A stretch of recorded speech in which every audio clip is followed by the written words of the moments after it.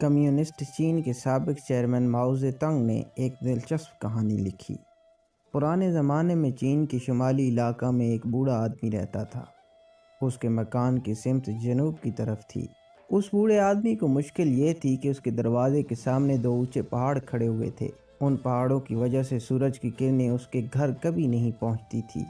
ایک دن اس بوڑھے آدمی نے اپنے جوان بیٹوں کو بلایا اور ان سے کہا کہ آؤ ہم اس پہاڑ کو کھود کر یہاں سے ہٹا دیں تاکہ سورج کی کرنیں ہمارے گھروں میں بلا روک ٹوک داخل ہو سکیں۔ بوڑھے آدمی کے پڑوسی کو اس کا یہ منصوبہ معلوم ہوا تو وہ اس پر ہنسا۔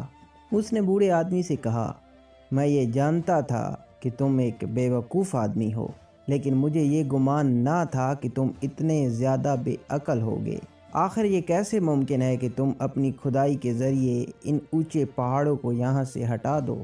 بوڑھے آدمی نے نہایت سنجیدگی کے ساتھ جواب دیا، تمہارا کہنا درست ہے، لیکن اگر میں مر گیا تو اس کے بعد میرے بیٹے اس کو کھودیں گے، ان کے مرنے کے بعد ان کے بیٹے، اور پھر ان کے مرنے کے بعد ان کے بیٹے۔ اس طرح کھدائی کا یہ سلسلہ ہمیشہ جاری رہے گا۔ تم جانتے ہو کہ پہاڑ آئندہ اور زیادہ بڑے نہیں ہو جائیں گے۔ ہر مزید کھدائی ان کے حجم کو کم کرتی رہے گی۔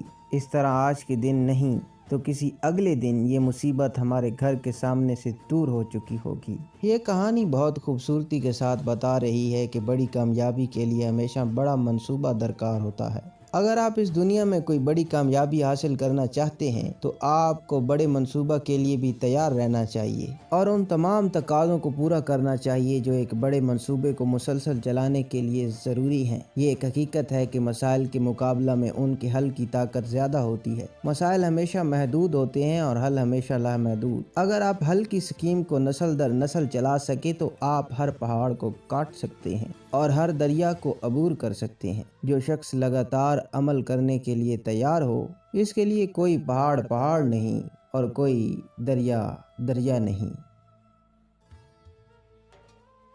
ایک صاحب سے گفتگو کے دوران میں نے کہا کہ موجودہ زمانہ میں مسلمانوں کے تمام لکھنے اور بولنے والے مسلمانوں کے اوپر دوسری قوموں کے مظالم کی داستان بیان کرتے ہیں۔